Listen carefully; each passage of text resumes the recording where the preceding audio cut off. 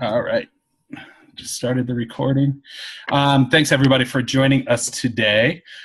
We are going to be discussing engaging social media outside of the classroom. And we're going to be focusing on Twitter, Pinterest, and YouTube. I'm going to go ahead and share my screen so we have this up.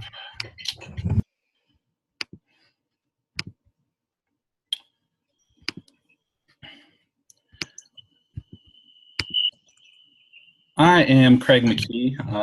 I am in my second year in the e-learning design and implementation program. I am also a HR manager at a nonprofit here in Denver. The reason why I am very interested in this particular topic is we are looking for ways to keep people engaged in the trainings that we're doing at our organization. So if we can start creating, different hashtags or Pinterest boards that people can go to outside of the training to help keep them engaged, we are looking for a way to do that. I will let Nicolette introduce herself. Alrighty, so my name is Nicolette Vandelander, and I am a high school social studies and special education here in Jefferson County. And I am one class away from graduating the program, so hopefully I will be graduating this December.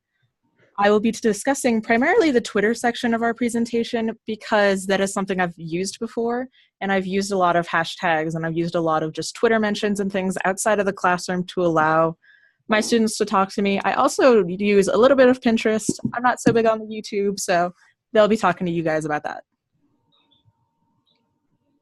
Hi guys, my name is Lan. So I am a middle school and high school Chinese language teacher. I will be mainly talking about the use of YouTube in our webinar because I have used YouTube a lot to help myself to connect with my students and share videos. They will be helpful for their listening skills. Junie just sent us a message. 1 second. I'm going to stop sharing real quick. I think she clicked on the wrong link. Sorry, 1 second, guys.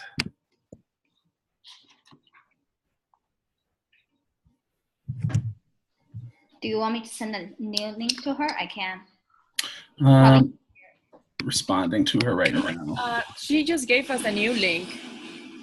I think she just found out that you guys changed that. Oh. Yeah, we were in the other Zoom thing, and she was like, "Oh, I think they just changed their thing," and she just gave us a link. Because I was in the other one. She was there too, and other 2 or 3 more people there too. Oh. Yeah, and so she gave us this new link through the chat thing, and she said to go to the other one. All right, then we will wait for a couple more people to come up. Yeah.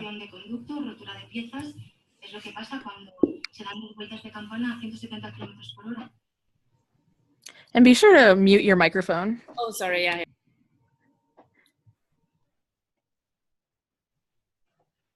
Oh my God, yeah, she did send it.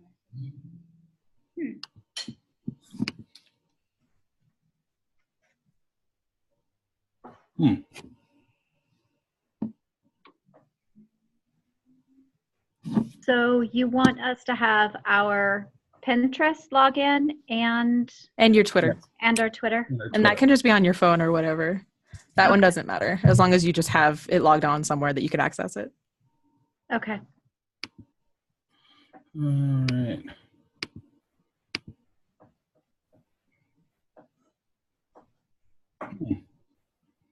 Whenever she is.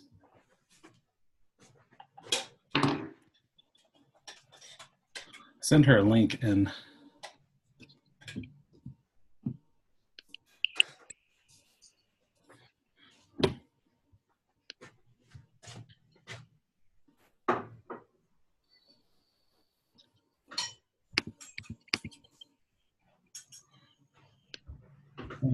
more people are showing up.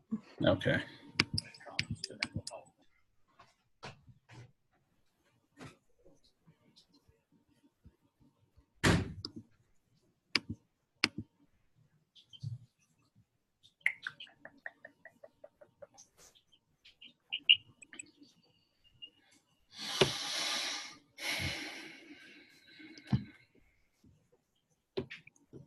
Um,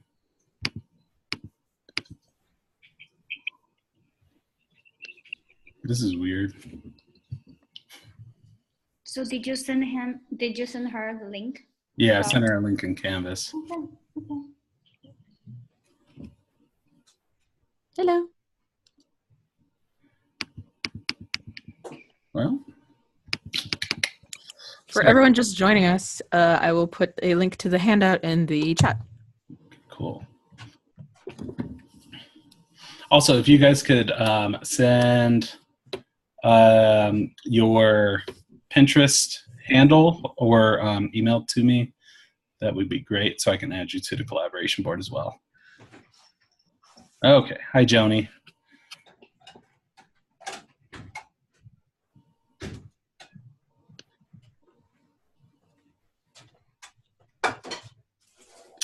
All right. So I guess we can go ahead and get started. Continuing. Do you want to take it, Nicolette? Or do you, oh, sorry, it's still me. You still have some. All right. So let me share the screen. So for today, we are going to take you through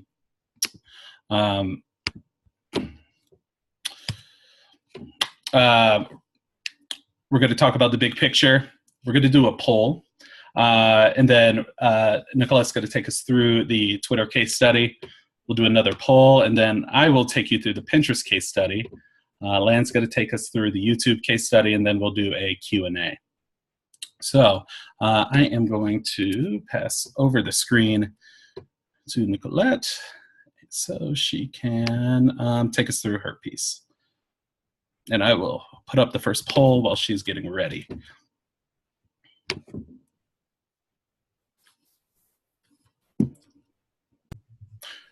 All right, so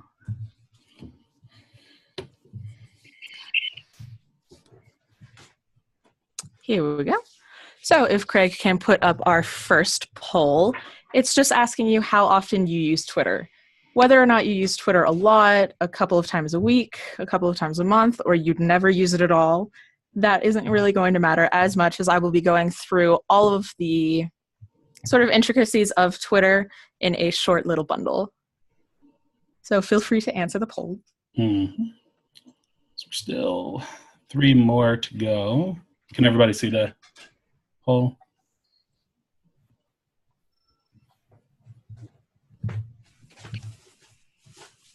Yep, looks like everyone can see the poll. Awesome.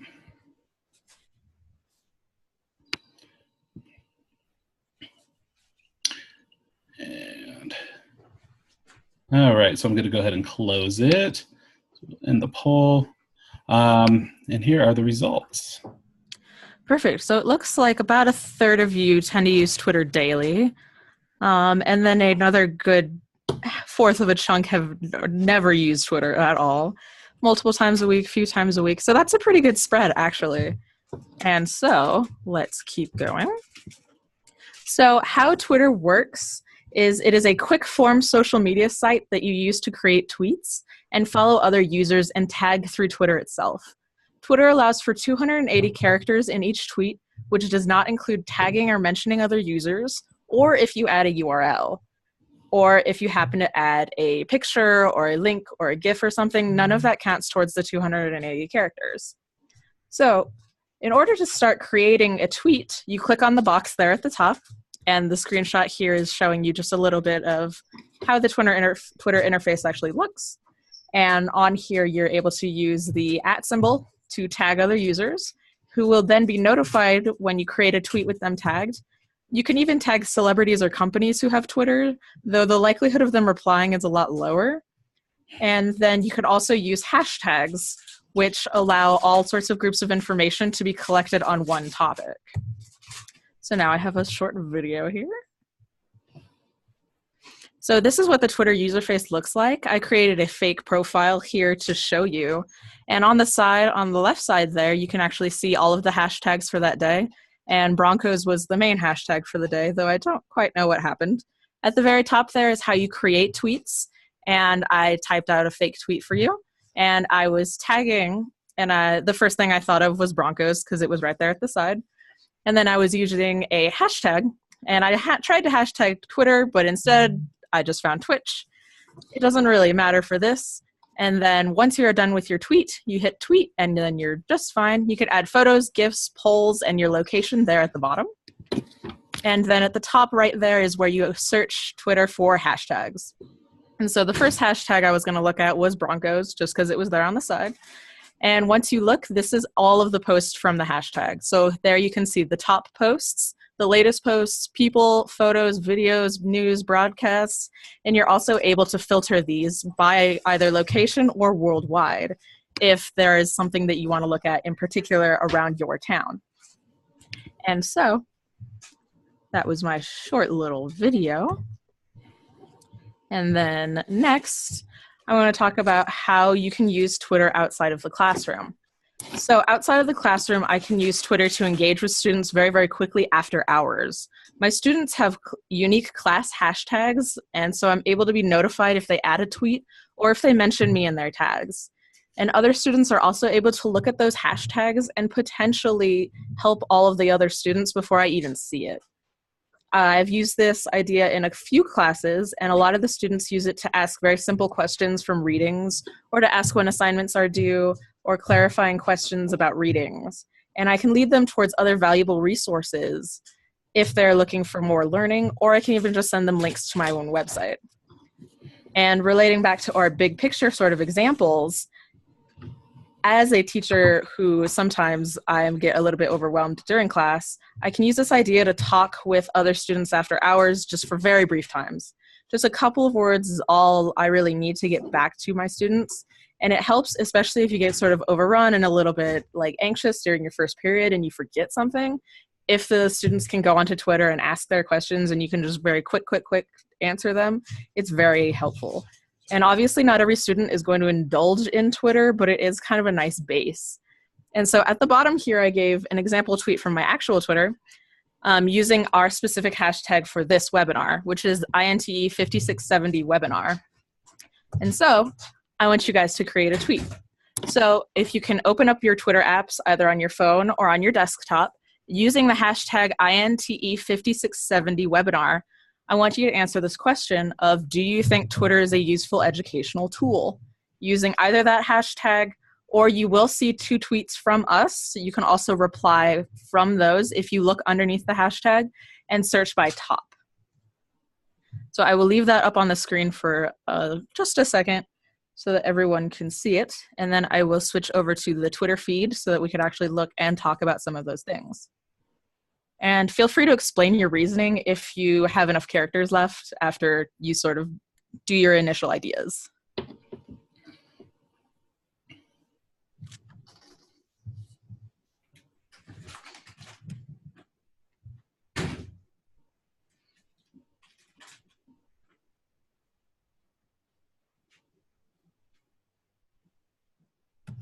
All right.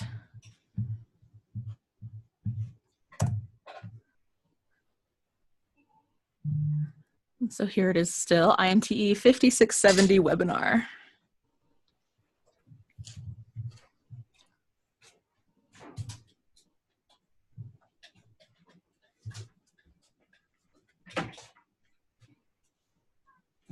Possibilities of it being used for clarification. That is mainly what I use it for. Thank you, Sean. Oh, 2 new. So Holly, would you be willing to talk about how you are not a big fan of Twitter and maybe why? I just don't use it. So like for even me to find it on my phone just now is a challenge because it's buried in a folder I don't use. Oh, okay. Yeah, I don't know. I've never been a real Twitter fan, and frankly, the only time I use it is for class when I have to. Oh, okay. So you pretty much just made it because you had to? Yes. Okay. I guess, I don't know, am I old? Maybe. I'm not a fan of it. Okay. No, that's totally fair. I was just interested in hearing you out. Mm-hmm. So let's see who else. Can be a great educational tool because reasons. So Brad, do you want to explain your reason?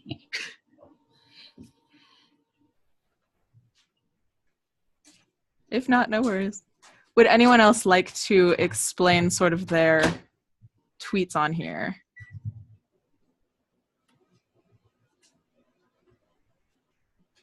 Hi, this is Toddy. I was going to tell you, I use it multiple times a day. And probably up until about a year and a half ago, I really wasn't a Twitter user. However, I'm part of a learning network with professional trainers and learning developers. And that's our primary method of communication. And we literally we'll have multiple chat streams going every day from either our casts that we do every single morning, or somebody will post a question. We've got a global team of people that meet on this chat and on the cast. And so it's the best way for us to stay engaged. But it's at least probably a 5 times a day thing for me. And it's easy. Wow. Because it is a small form. Oh, wow. So it looks like it's pretty useful for you, especially. Yeah, big time. Awesome. Thank you for sharing. And so, yeah, it looks like we have a pretty good level here. Oh, maximum potential. Yeah, so feel free to look and respond to each other from these tweets. And that is going to be my section here on Twitter. So I will then hand it off. Stop share. There we go. So I will now hand it off to the next section. Yeah, so I'm going to take you guys through Pinterest. So if you haven't sent me your Pinterest handle yet, please do. So I can allow you guys to be collaborators with me. And I'm going to get you guys.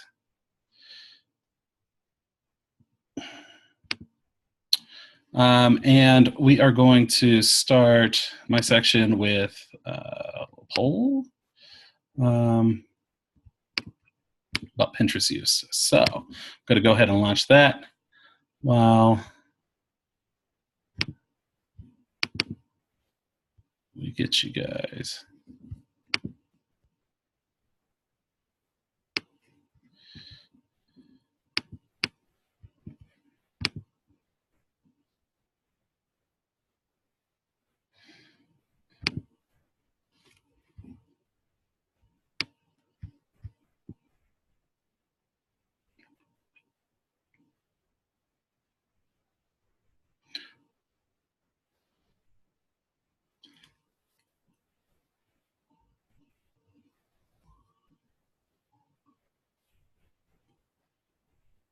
All right. Looks like there's still 2 more to vote, but we will go ahead and switch it up and get started.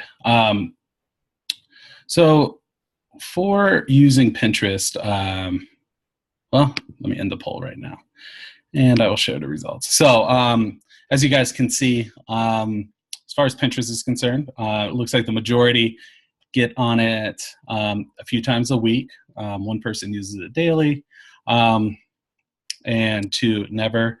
But the good thing is when you are on it, looks like it's about 30 minutes. And then 2 of you said just a few minutes. So that is going to be key into what we're discussing here. So why use Pinterest for an educational or training purposes? So it's purely visual content. So you can put up visuals instead of having people, read articles, reports, and things like that. Using material like infographics can give people a break from all those words on the screen. It's easy collaboration. Pinterest board can be shared with others, and as you see, I have shared it with many of you. So once we go into Pinterest, hopefully you guys can see it and start collaborating in it. The ease of use, pinning objects to a board is very easy to do. It takes little to no training at all. And then time spent in Pinterest. So Mashable did a study, and on average, 97.3 minutes is spent in Pinterest per visit, which is significantly higher than Facebook, Google, LinkedIn, and Twitter combined. So how to create a board on Pinterest if you've never used it. It's pretty simple. You have to obviously create a login, but on your main screen, it's going to just have a create board. You're just going to click the little plus there, and then you're going to give it a name. When you are using this for educational or training purposes, you want to give it a pretty specific name. You just don't want it to be like the board that I have, as you see next to effective management practices, called interesting. You don't want it to be like that. You want it to be something specific, like effective management practices. And you don't want it to be secret. You want it to be public for anybody to see or use some of the pins from. You want to give your board a description as well, especially if you are using this for educational purposes, so that people can know what you are using this board for. So for example, the effective management practices is training individuals to be the most effective at supervising others. You want to add it to a category. So I use education because there is no like training.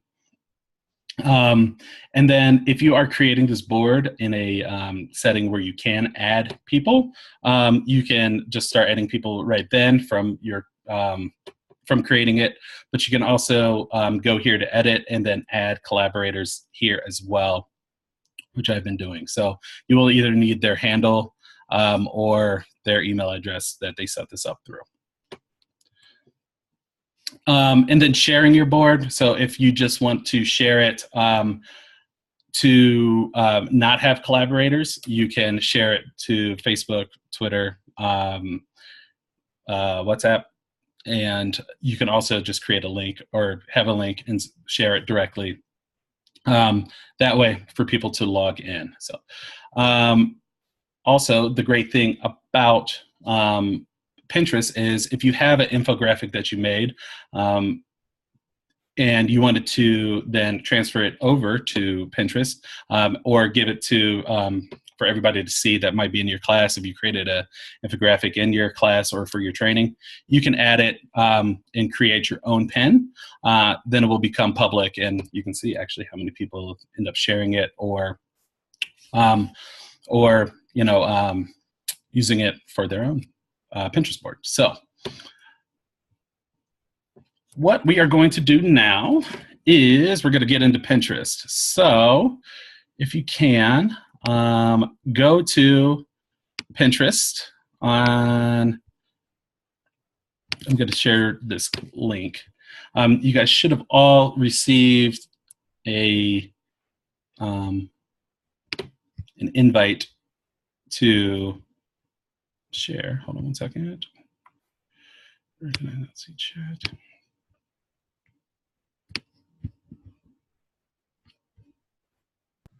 I already sent them a link.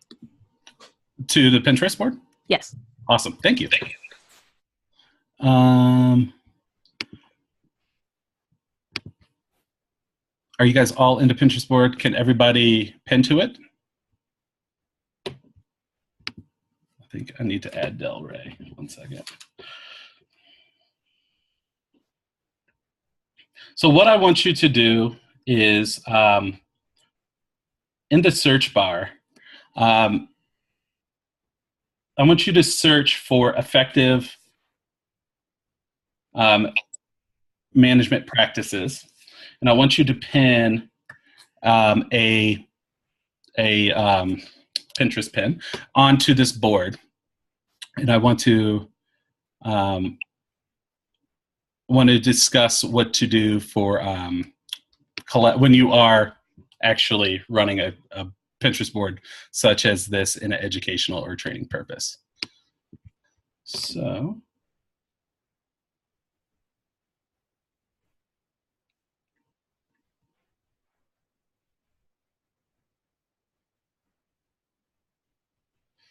can everybody pin? Or we have any issues?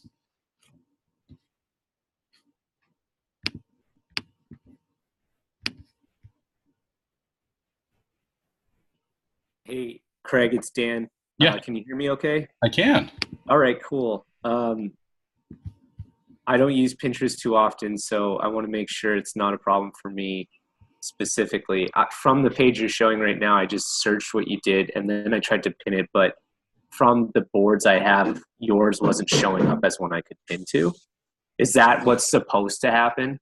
Yes. Okay. Oh, it is still showing that you're pending. So. Oh, I have to accept it? Yes, you do. 1 second. Apologies. Oh, no problem. It's in the.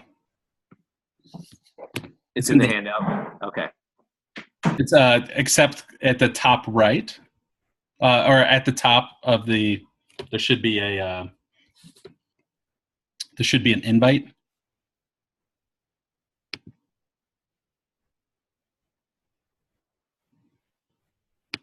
Let me know.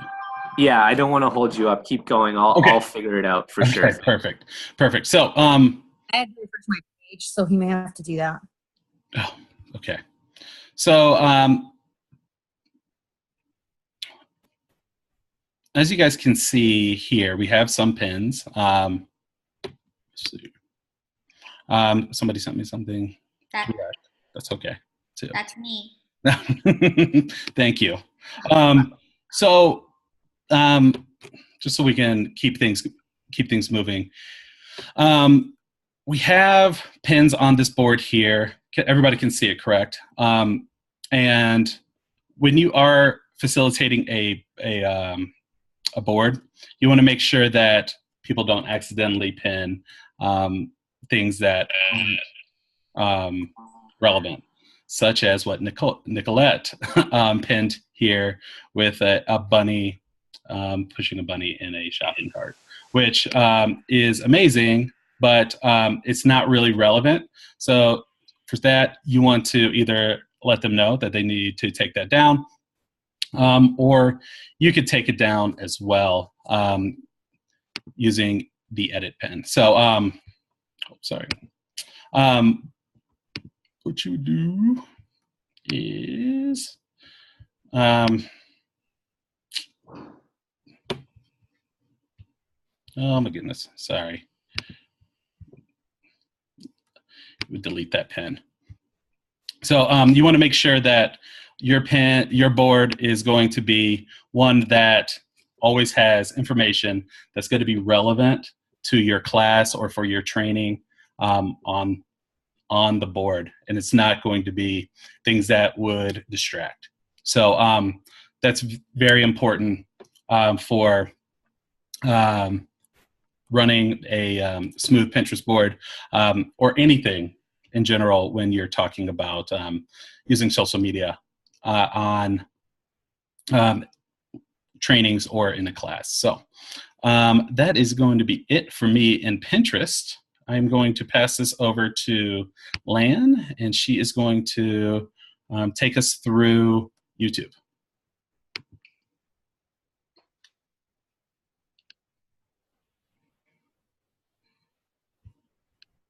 Hi guys.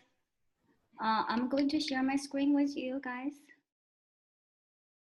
Okay.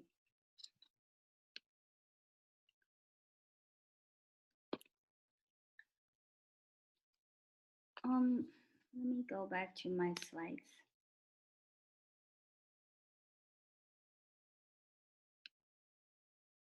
So we are in section 6 right now, YouTube case study. After me, then we will ask. Well, you will have a chance to do the Q&A. So the first thing I want to talk about is YouTube. I mean, we use YouTube a lot personally, but I believe for most people, we just view the videos on YouTube.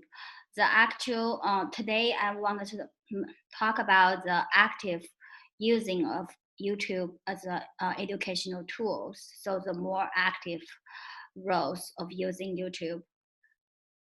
There are 3 main functions YouTube I think is useful. One is YouTube allow us to upload our own videos into our channels to be shared with other people. Another one is YouTube allows us to share other people's video into our own personal channels and share again with other people. And another one is the new Go Live function, and we will talk a little bit about that as well. So I want to exit from our presentation and go to the YouTube.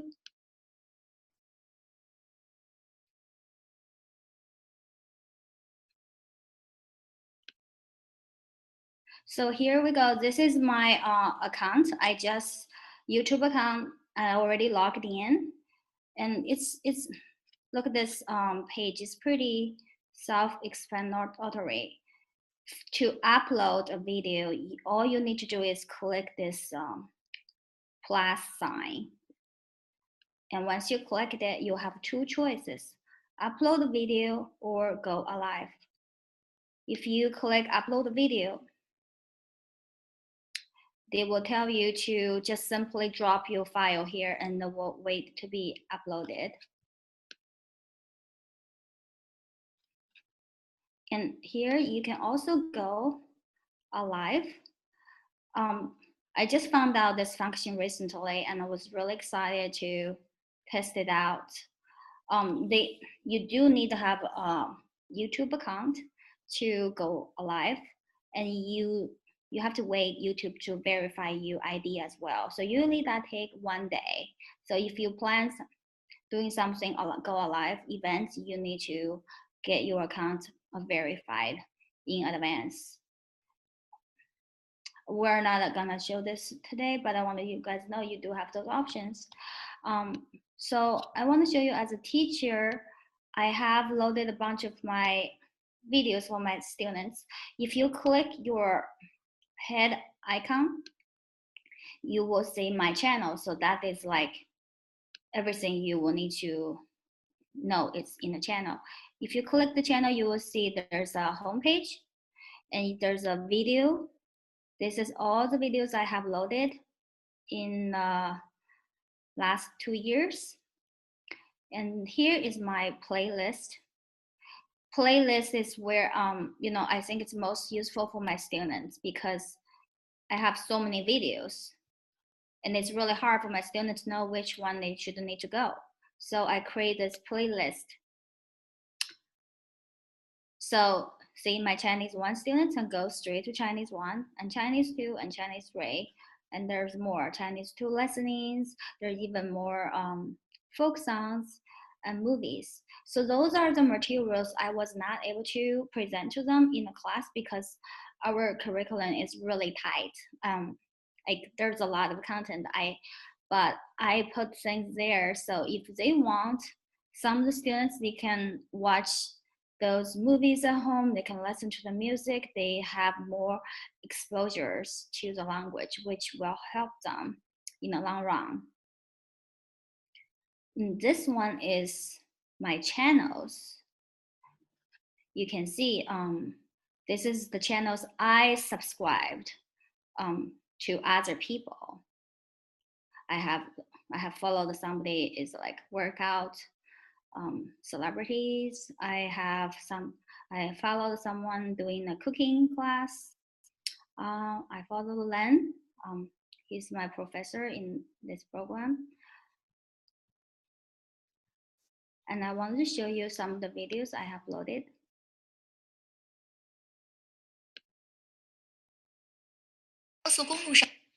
So I just want to show you guys after my students watch the video, they can ask me questions. They make some comments. Sometimes some comments are not appropriate. I mean, those comments are okay, but if some comments are not appropriate, there is a way for you to delete them. All you need to do is move your mouse to the right side. You will see the 3 dots nearby the comments and click them and click remove. So you can also report them as well. So that's a way to keep your channels appropriate to your audience. Let's go back to my channels. Now I want you guys to look at my channels. Anybody want to talk about, do you see anything inappropriate in my channels?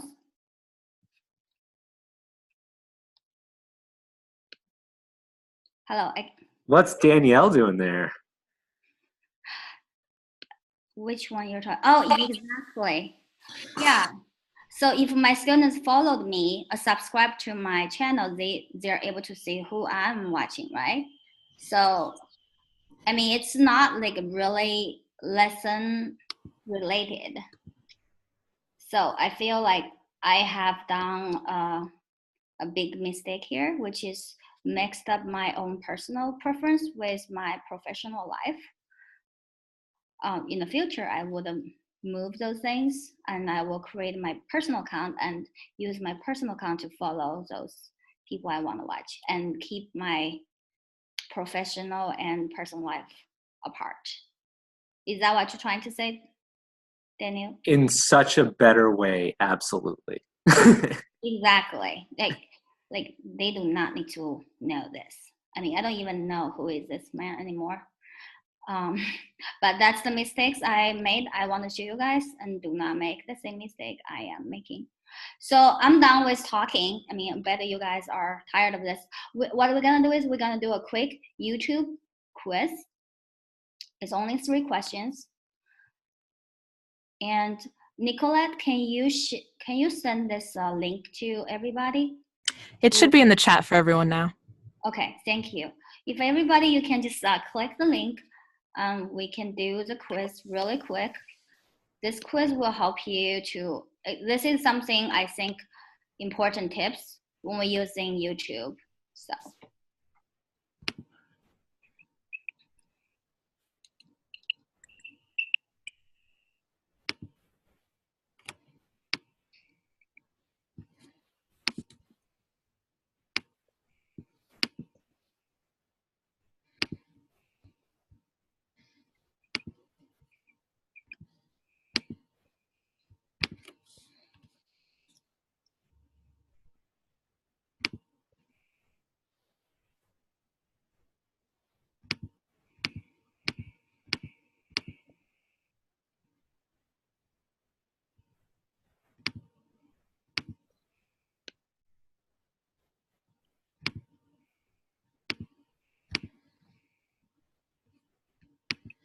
Oh, awesome. We got lots of response. So let's take a look. Toddy, can you see it now? Not yet. I'm not sure why.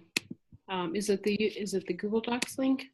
Oh, Yeah, it's that Google Docs link I just shared. got it. Okay, thank you.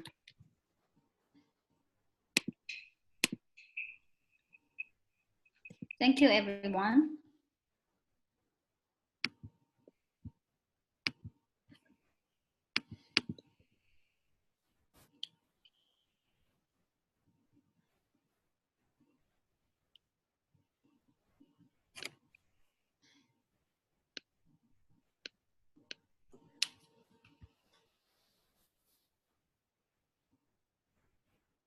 So let's go to those 3 questions really quick. First, do you need to log in to leave comments on videos? Yeah, the thing is we can watch videos on YouTube without logging, but for you to make comments, you do have to log in. Since Google bought YouTube, so all you need is just a Google account. And number 2, once someone subscribes to your channel, what can they see? Check the correct box. Yeah, so that's the part I think some people having confusions. Yes, they can actually see everything you have. They can see all your videos. They can view your playlist, of course. But most important, they can also view your personal subscribed channels. So that's the part I was mentioning earlier. Like, be sure to separate your personal life with your professional life. Okay. And the last question, what are the big no-nos when using YouTube as e-learning tools? Yeah, mix up your personal account and professional account. Playlists are not organized or named. that's just really hard for your audience to find out which like videos is most useful for them. So if you don't have a well-organized playlist, it's just hard for your audience. Next one, upload copyright sensitive videos. Yeah. Be sure to make sure the videos uploaded is either original or it's not copyright sensitive. To violate that, you might have to risk to be, your video will be removed by YouTube. And if you stroke many times, I believe they can shut down your account. And next one is ignore offensive comments. Yep, we do not want to leave offensive comments there, especially that's for our audience in schools or training groups. So make sure you log in and either delete them or report them. Well, that's all my section for YouTube. I hope after this you guys have more clear ideas what we can do with YouTube. Now let's back to my presentation. So let's go back to our big picture. In the beginning, we're talking about those common ground we have as a team. Like we all have those same questions, even though Nicolette, Craig, and I worked in a different schools and we are teaching different discipline subject, and Craig work at the company, but we all have those same questions, running out of time to cover all the contents, wonder how to differentiate, wonder how to present the various and interesting materials, and wonder how to help our audience catch up when they miss schools or trainings. So we came up with the solution, which is using those 3 social media tools to help us to get our students engaged. Now it's our Q&A section. Has anybody have questions? Please feel free to ask. I've also put a link to the handout for one last time in case nobody found it. It's a really just simple and easy sort of presentation on what we were talking about tonight. And it also links to this same presentation that we've been showing you on Google Slides. Yeah. Lynn, I have a question around YouTube. Yes. Can you see what people have subscribed to your channel? Not you, the owner of the channel, but if I was publicly looking at your channel, can I see who else has subscribed to your channel? No, you cannot. Okay. You can see how many people are subscribed to my channels. Okay. You don't know who exactly. And I believe there's a function in YouTube, you can hide that number. If you okay. Yeah. So Holly is asking which platform is used by most of our students and what age are they, and is there a difference between usage and age? So for me, the platform that is used most educationally for my students is definitely Twitter. And I am teaching high school students, so they are 16 to 18 mostly. And there is a huge difference from when I taught middle school, because the middle school students, most of them didn't have any access to Pinterest or Twitter, and they would just watch mostly like gaming YouTube videos and things like that. But in an educational setting, it's Twitter.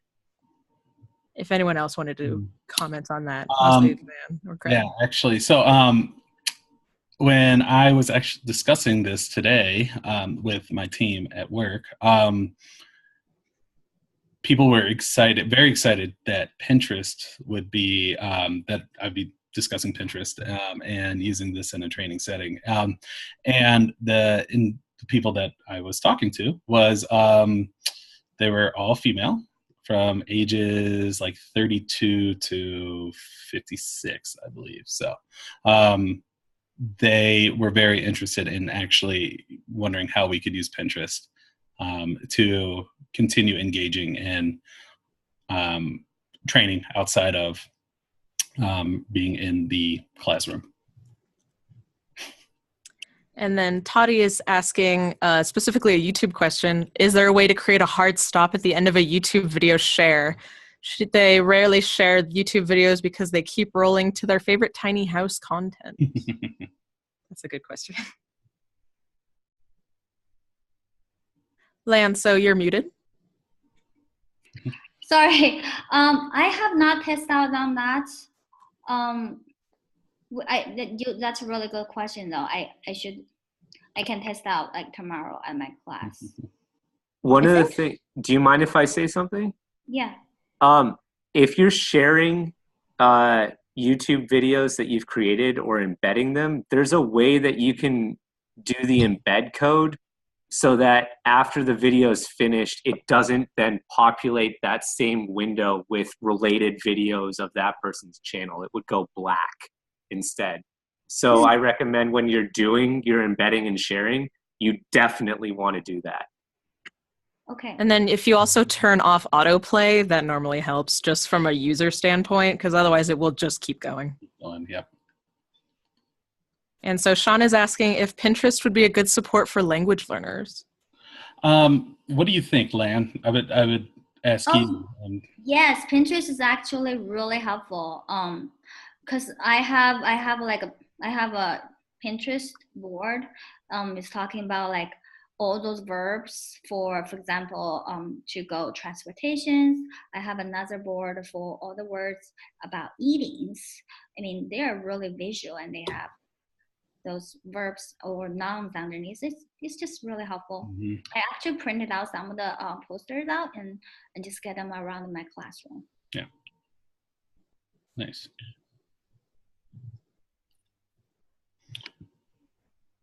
So are there any more questions?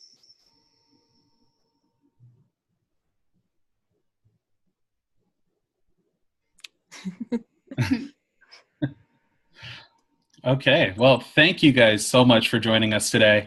I am going to pop in a Google form here that is a evaluation of what you guys thought of the webinar. So if you guys could take a couple minutes and complete that, that would be awesome.